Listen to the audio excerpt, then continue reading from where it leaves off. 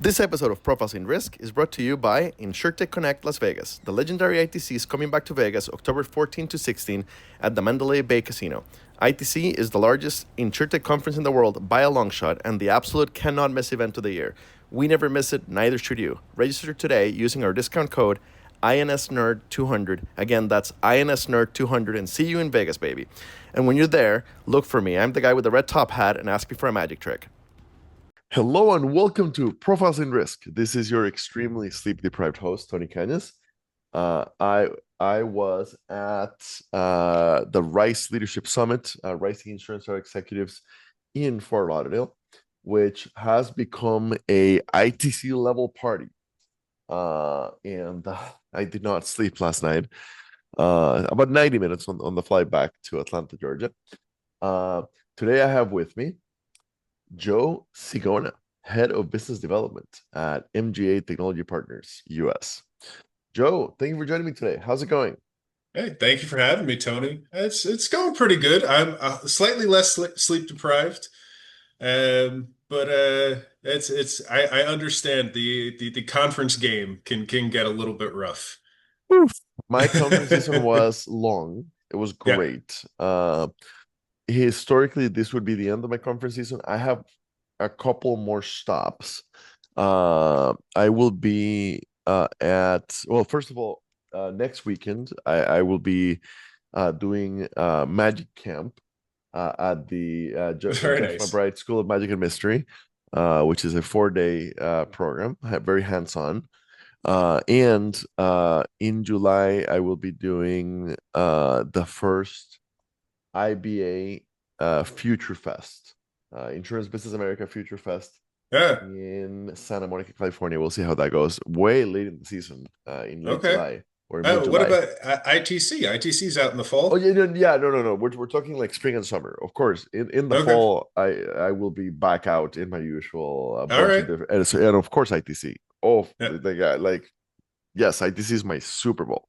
All right. Nice. As we definitely Um, have to meet up. I haven't seen the top hat yet.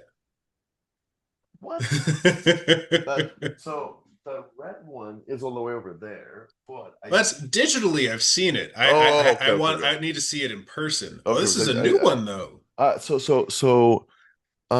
the red one is the normal one. The original one is black leather. I do have a red one. I do have a wine color one, and this Of purple course, the one. glasses. This purple one was courtesy of Quintexa, who hired me to be their booth magician at InsurTech Insights New York 2 weeks ago. So they got me a purple setup, and hopefully Very nice. we'll continue that relationship. All right. So Joe, we always give the guests the chance to give the elevator pitch. What is MGA Technology Partners US? Sure. MGM Technology Partners, our goal is to bring complex, scalable enterprise level applications to production. That's it in a nutshell. What that means, though, is that we want to be the one-stop shop for all of the pieces of bringing your next application into production. Whether that means we help you with the consulting pieces or building out the actual application, um, providing, QA support or security support, or even just our integration partners will do work with, connecting your new application to all the different pieces. We want to be the people that support you in your journey to uh, efficiency, basically. And Okay. what that means on the insurance side of things is we have our Cosmo platform, and that's kind of the heart of the insurance business that we have, and that is our platform that covers the whole value chain of insurance, all the way from risk management through, the quote process, all the way down through collective accounting and even data and reporting. And we try to make that in a way that is all completely modularized so that anyone, if they just need a quote to bind piece, they can get just the quote to bind piece. If they need just the claims management piece, they can get just the claims management piece. And all of that is, of course, wrapped in APIs, so it will talk to all of the stuff that's already in your stack. Right. All right. All right. Um, okay. So I've never worked the IT side. I do have a degree in management information systems Okay. that I dropped into after dropping out of computer science, but I've never worked on the IT side. Okay. The degree in management information system has been very helpful in my career. Um, It's a lot of tech out there. there's a lot of tech Yeah. out there, and when you accidentally end up running the largest podcast in the insurtech space, you're interviewing a lot of tech people, Understandably. and try to bring those concepts into the uh the buyer, right? At either a broker or a carrier. Okay. Hmm. So I started my insurance career in '09 at Farm Bureau of Iowa. Farm Bureau had great systems, actually, Okay. great systems. Then I went to Nationwide a year later, and they did not have great systems. Now, funnily enough, Farm Bureau had great systems in personalized claims, which is the bulk of what I did. Their commercial, so I don't know. They must have basically modernized. They must have basically moved to a modern system for personalized claims before I started. Commercial lines wasn't there. Mhm. Uh, and then I go to Nationwide, nothing was modernized. And they had grown by acquisition. They had bought a bunch of different insurance companies and just had never fully integrated them in. They had a bunch of different systems. It was a general mess. Uh, a general mess that later on I found is exactly what most carriers had, a general mess, right? So over the last 10 years, from let's say 2014, 2015 to today, we've had this massive revolution of Mhm. technology in our industry. And it's no longer optional, basically. We're at the Yeah. point where everybody's investing heavily in getting their technology right. And it's just a matter of survival. Okay. Mhm. So if I'm a carrier in MGA or any other player in the value chain of insurance, historically I built my own stuff. Mhm. Um, now uh, I might have brought in pieces of Guidewire or Duck Creek or right the Yeah. modern legacy players. Um, why should I bring in Cosmo or bring in MGM Technology Partners to do my whole stack or parts of my stack?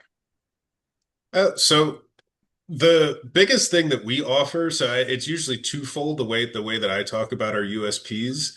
The first one is that Cosmos built on the A12 platform, Okay, and the A12 platform is the product of 30 years of our experience in building these like enterprise level tool sets. mm-hmm. We saw over time that people weren't investing as much in like the $5-6 million contracts over multiple years to build something completely new. And a lot of people are trying to go a little bit more on the SaaS route, and they get like, 75-80% of their needs, and then they can like customize up to like 90-95% of their needs. Yeah, yeah. So what we saw was that this change was coming. So we took all of our experience in building these custom things, and we boiled it down into this A12 low code platform, and that's what Cosmo's based on. So what we really tried to do is try to give you all of the flexibility with less of the work. All So of the you, okay, perfect. All of the so one of the challenges of the big platforms is that we customize it. We bring in an SI to install it for us. Mhm. Um, we customize it. The product is almost all the project is almost always late and not on budget.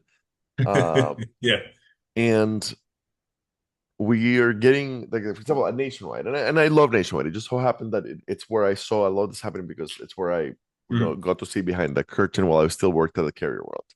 Um, it was like moving to Guidewire was like a 9 year, I don't know, like $15 billion project.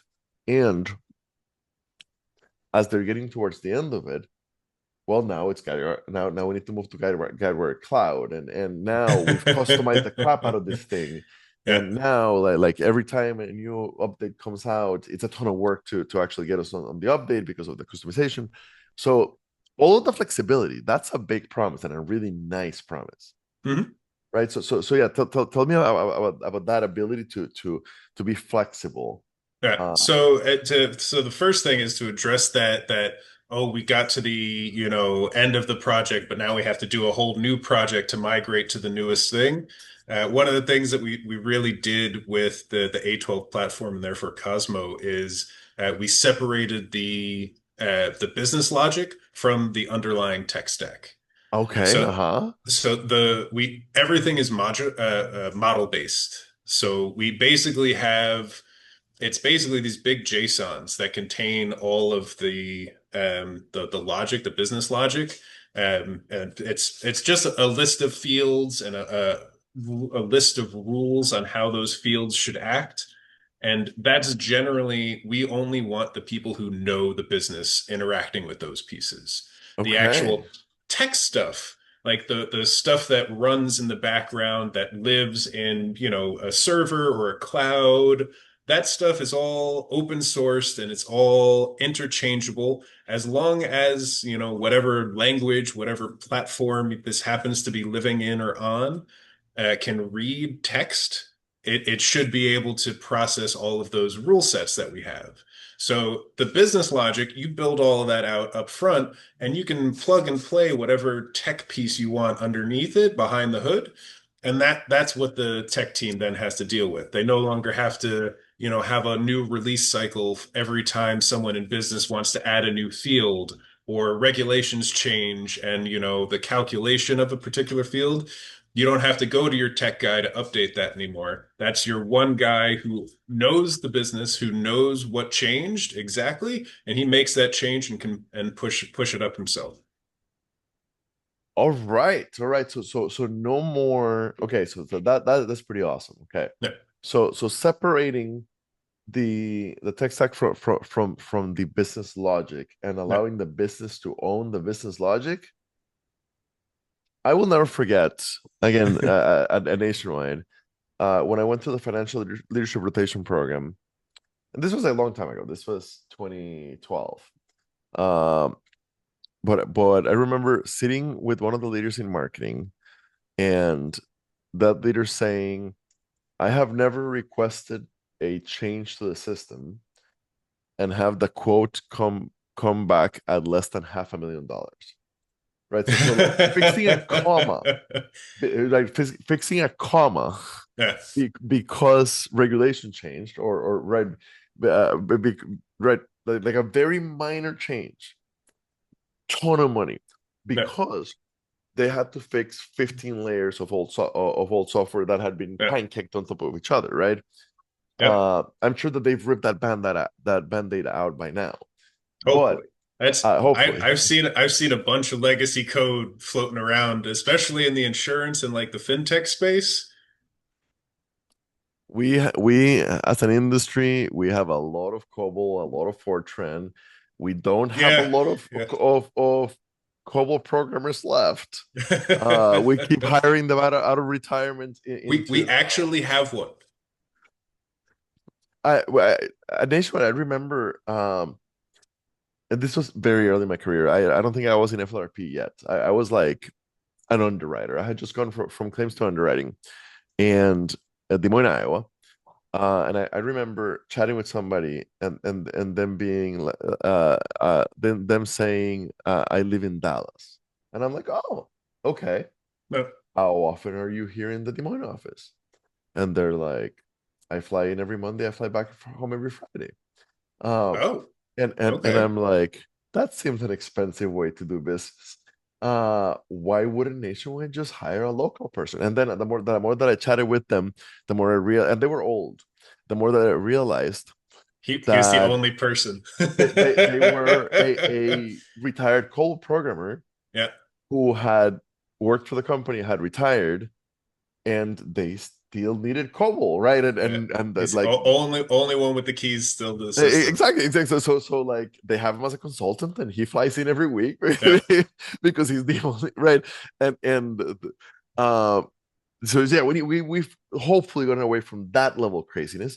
But out of almost 700 episodes, you're the very first one to talk about separating the tech stack from the business logic, and that to this Glad to non-technical hear user, that. that sounds really cool.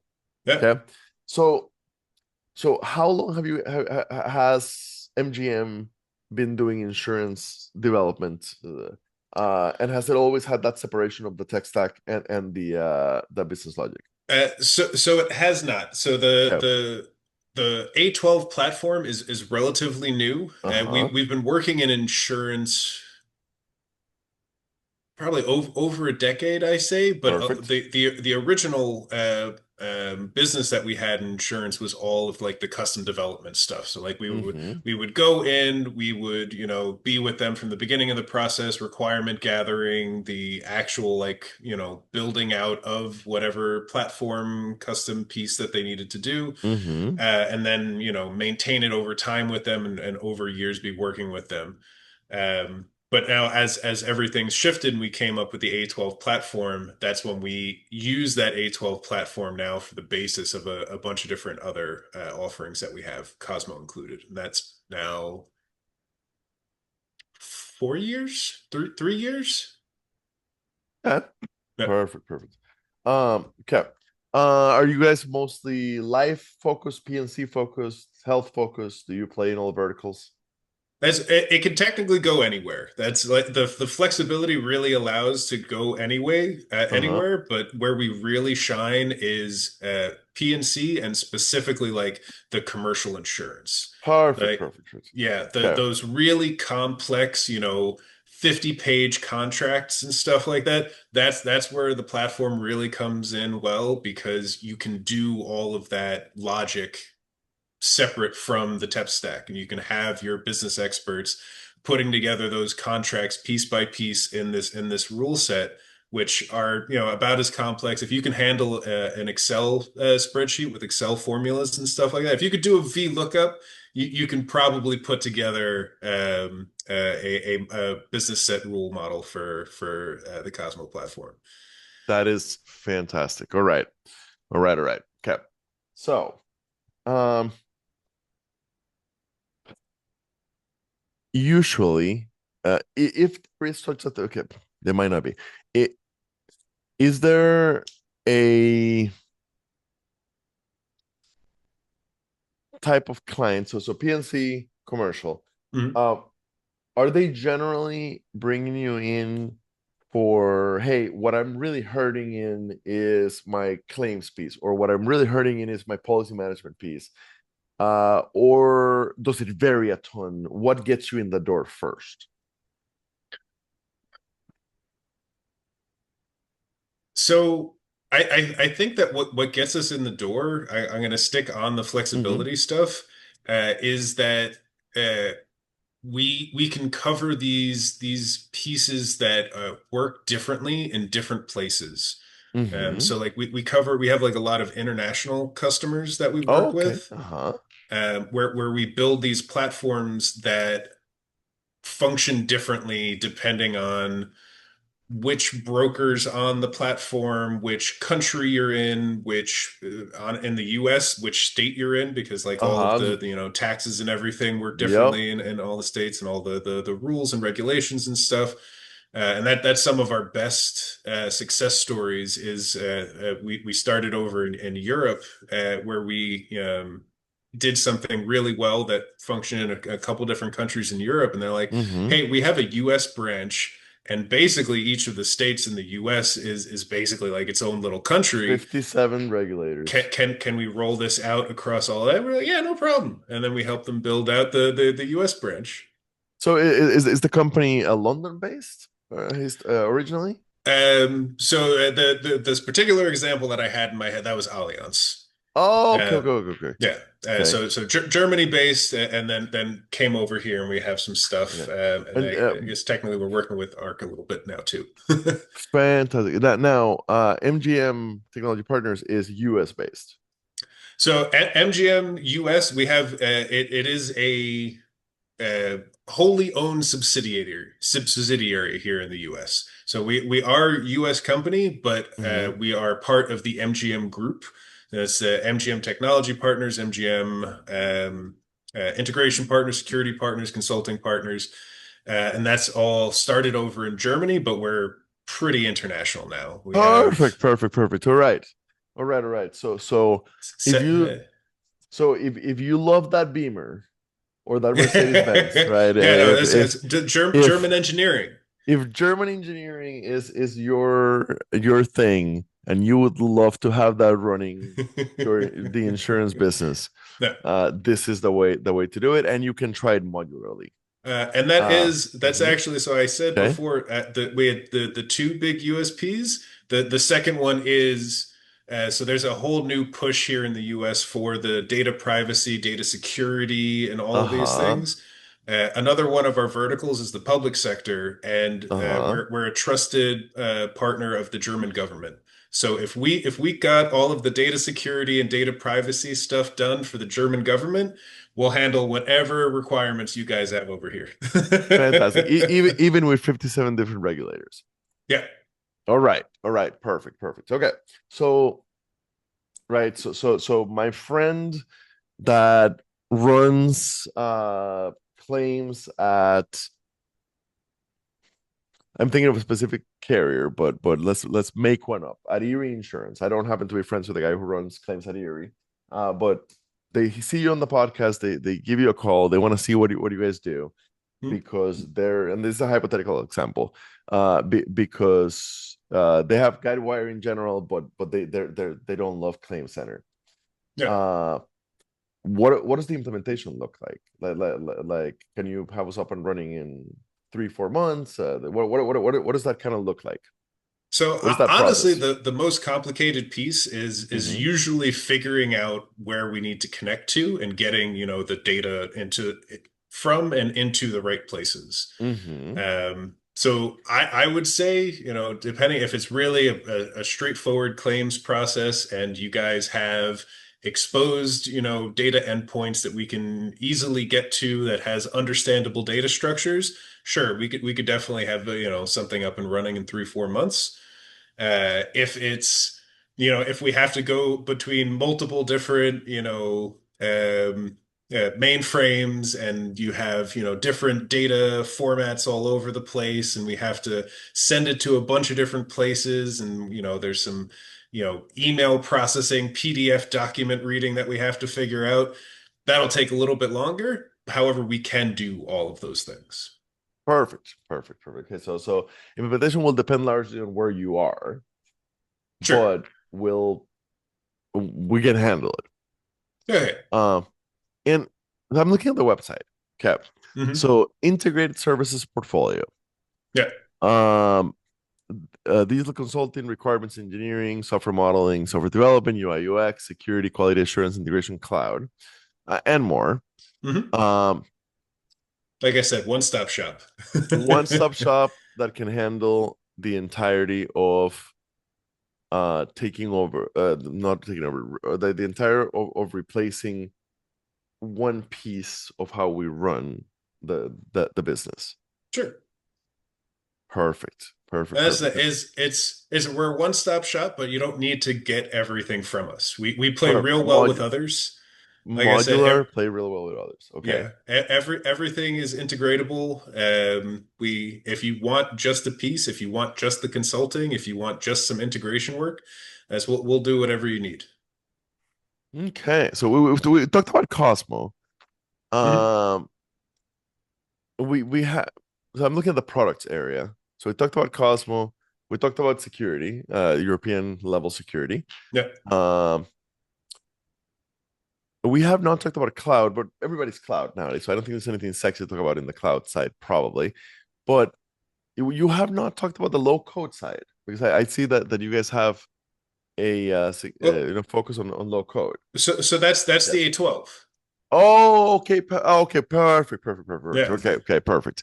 Perfect. Okay, so A12 is the It is the low code okay. platform. That Perfect. is born of 30 plus years of software development at this scale and Uh, being able to make it so. I mean, honestly, I had a potential customer come to me and they uh-huh. wanted a little proof of concept. It was a relatively simple application that they wanted built. And Uh-huh. I personally built it. I had the first week I met with them, and then I built it during that week, and then the next week on I think on like a Tuesday I had the first demo with them. That is beautiful. Yeah. I just noticed that, and if you're watching on the video side, most people listen to it, but if you're watching on the video side, you've noticed two things. You have noticed Joe's ridiculous villain mustache, which is I'm fabulous. reclaiming the mustache. I don't want it to be the Perfect, villain perfect, mustache anymore. perfect. Joe's ridiculously well taken care of, beautiful mustache. Which you should, even if you're not watching on the video side, you should come check it out anyway, just to see the mustache. The second thing you notice is that I look pretty beat up, and the third thing you might have noticed is the face that I just made 2 minutes ago when I realized that the products are named in a very German way. So the enterprise low code platform is A12, the cloud infrastructure is C12, the Yeah. quality and security tools are Q12, and Cosmo is X12. So why 12? So it's not the best of stories. Okay. It's Feel free to so make one up. it was an abbreviation. Uh-huh. The A12 was what started it. It was an abbreviation for application development platform or something. Um, and it started out, I think it was 10 because it was October, but then we didn't actually get it out until December, so we changed it to 12. All right, all right. Yeah. All right.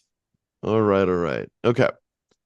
Um, so you have been at MGM for almost 12, almost 6 years. Um, So yeah. were you were doing tech prior to that, but were you doing tech for insurance or was MGM your first insurance play? So this is actually my first step into insurance. I came with the tech background. Okay. I came with a lot of different backgrounds. I started out in finance. And then Sister industry, yes. yeah, but then I basically I saw that the job that I was doing was taking numbers from one system, doing some calculations, and then putting them into another system. And that was Uh-huh. basically the same process every month. So that was my Uh-huh. first step into tech was I automated that process. Of course. So I brought down, it was like a 30-day, it basically took the whole month to close the previous month. And by the time I left there, it was like 5, 6 days. Fantastic. So that was my first step into tech, and that's basically my whole career has been I see a need to go for something to get done, and then I Mm-hmm. just go and do that. And then they're like, "Hey, you're really good at doing that. You want to do this, like for like the job?" And I'm like, "Yeah, sure."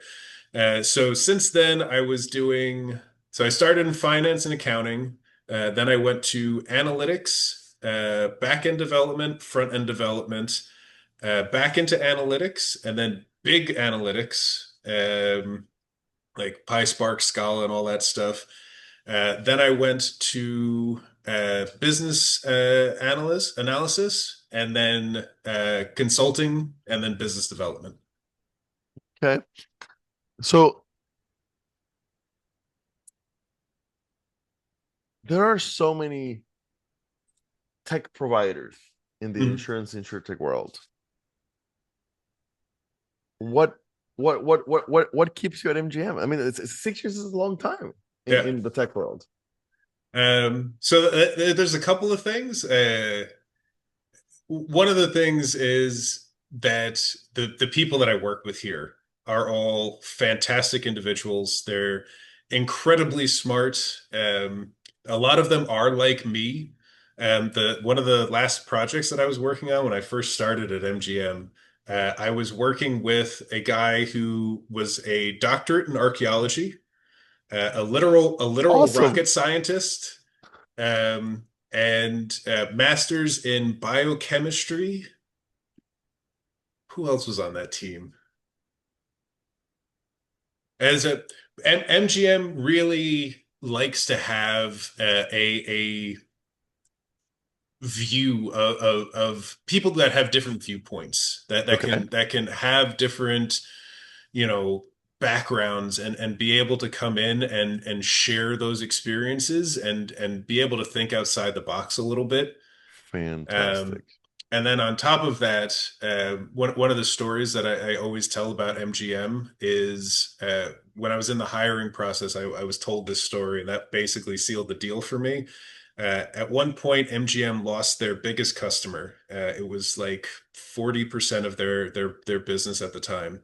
Oof. Um, and they, instead of laying off anybody, they negotiated some pay decreases and refocused efforts, got some sales and marketing going, drummed up some new business, got everyone replaced, and then a couple of years after the fact, once everything was, stable again, they paid back the decreased salary plus interest. Ladies So, and gentlemen, the beauty of a European company. so I'm not saying that's MGM. normal among European companies, but it's very abnormal among American companies. Yeah, MGM really cares about their employees. They are investments for MGM. The My boss has been at MGM for 12 years. His Uh-huh. boss was at MGM for 15, 16 years now. Uh-huh. One of our board members is celebrating 25 years this week that So he's if I seem distracted, pardon me while I job search at the recruiters podcast. Um, I am joking. I work for myself and I love what I do. Yeah. But that is fantastic to hear. Yeah, And a but company with it's an investment because that's the thing is if you put in the effort of training someone to understand, the stuff you're trying to do and really become like a part of a team, losing that person and like hiring the next person, sure, you might save like a little bit of money, by getting someone like fresh out of college, but you're losing that institutional knowledge it's that we're way off the rocker here, and I'm very much I'm yeah. very much assuming that the potential buyers have listened and they've decided to contact you or they've moved on to the next episode. So towards the end of the episode, we have career conversations and things like that. It's social conversations, that kind of thing. Um, I um love the European model of employment thinking, Yep. and it kills me. And insurance is better because insurance, we have a lot of mutuals, and they have their own problems, but at least they tend to be better at thinking long term. Mm. Publicly traded companies in the U.S., my God, like Yeah. like You're like you're a number. yeah, yeah, you're less than a number. Yeah, the whole like oh the Wall Street analysts need us to to increase the stock price by 2 cents. Easiest Yeah. way to do that is to cut a Is cut thousand jobs. 10%. Yeah. Just cut 1,000 jobs without regard, number one, to those 1,000 families No.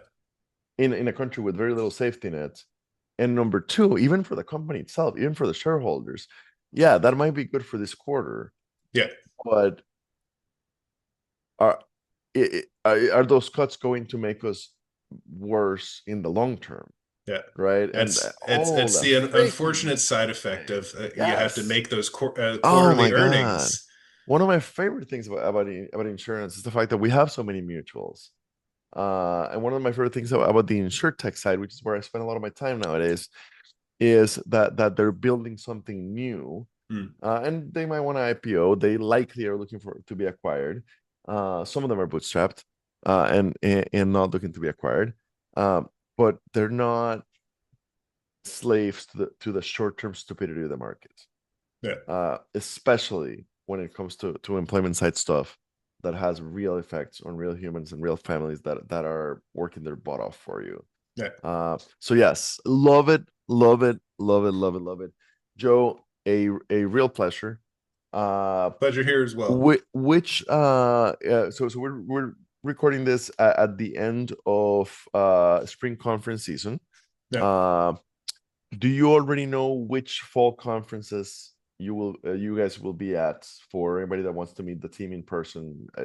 I'm sure ITC, but Yeah. beyond ITC, are there Definitely ITC. of course, ITC, right? Yeah. Everybody's at ITC. By the way, for the listeners, use the insurance nurse registration code for ITC for a discount, and it also helps us out. We don't get commission on it. What we get is to keep going to ITC as media, because we suck at getting. I mean, we celebrated the 10-year anniversary of Insurance Nerds last year at ITC. We had 200 people at the party, Nice. but we failed at getting anybody to use the freaking code because we never talk about it. So ITC has, in a very friendly manner, let us know that we need to make sure people are using the code so they can actually Okay. track this stuff. So register with the insurance nerds code, which I will include below. All right. So ITC, what other conferences are you? Do you Uh, already know that you guys will be at? Offhand, I'm not even sure. All right, I'd have to go pull it it's up. all good. But if anyone is interested about in meeting up, personally, virtually, shoot me a message on LinkedIn. Um, yeah, Perfect. and Wh- I'll let you know where I'll be. Perfect. When this goes live, I will be tagging you and the company on LinkedIn. Thank you so much for your time today. It sometimes when I'm interviewing either SIs or more broad systems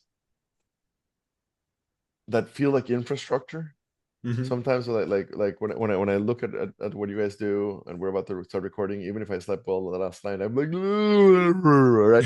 No, this one was interesting. As I Thank didn't even get to talk about all the AI stuff yet. oh you hadn't brought it up. Okay, I almost asked because it does feel like every freaking interview I've done in the last 18 months, all they Uh, talk about is AI. I've joked that that that if I took a shot every time I guess said AI, and I'm a non-technical guy, so I don't That's know dangerous. who exactly. I would be needing a liver transplant by now.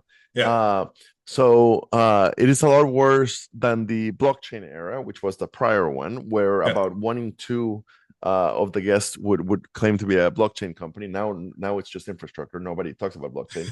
I cannot wait for us to get to the point where AI is just infrastructure. With that said, Guess we're getting there. I'm equally addicted to Samantha, my chat GPT, as anybody else. Uh, I've named her Freya Samantha. Freya is the Norse goddess of magic, and then Yeah. Samantha is from the book Travels with Samantha by MIT professor Philip Greenspan. Huh.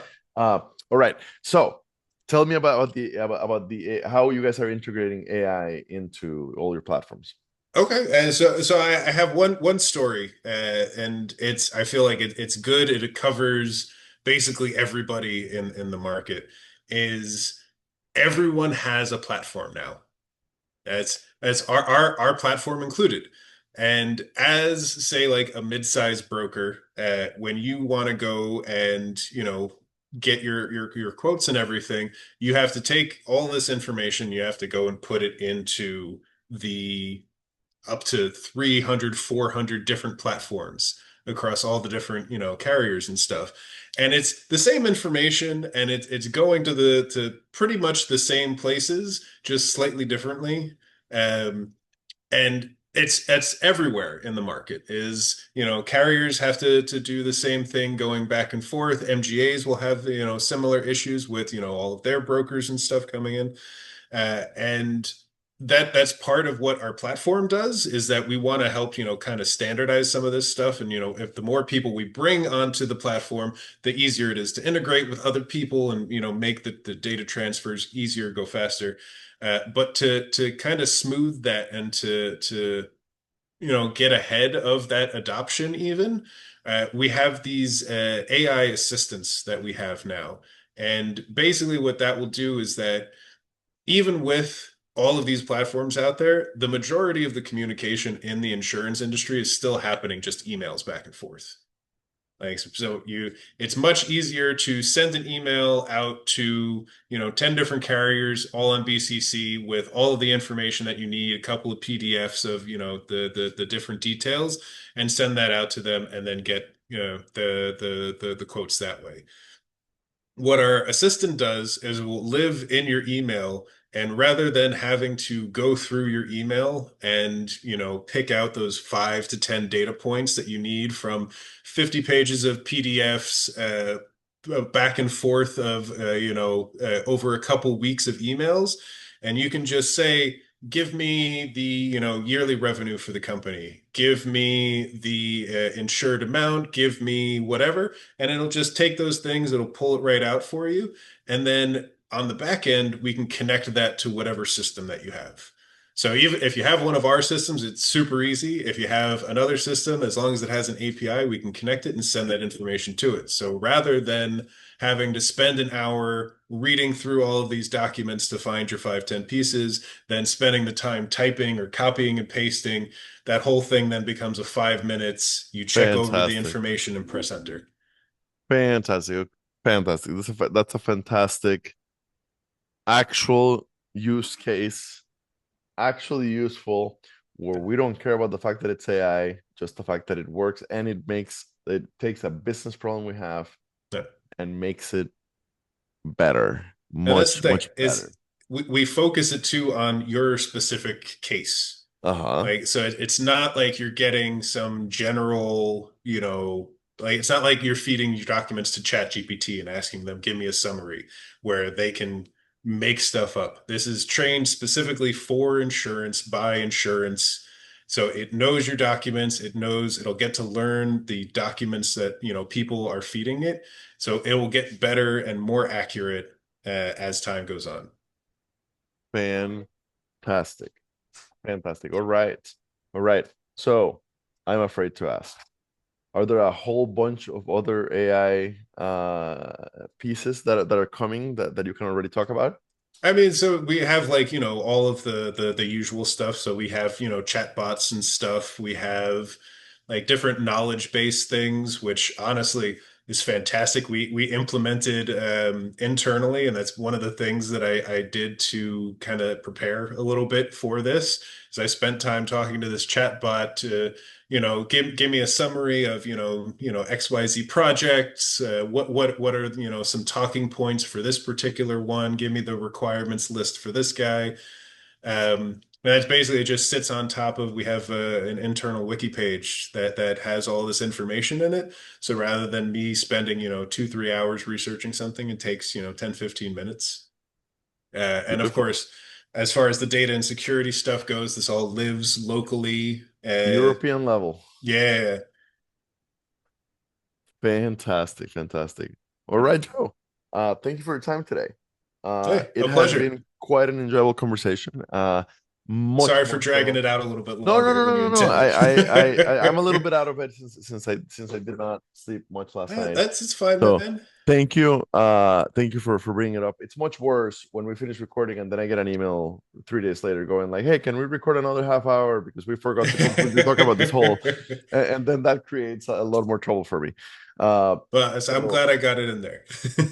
awesome, awesome, awesome. And I can see my computer lagging, A little bit. which normally the audio gets recorded fine, but normally it's because I have 6,000 open browser windows, and a MacBook Pro has not been invented with enough RAM to handle my ADHD level of open Chrome windows.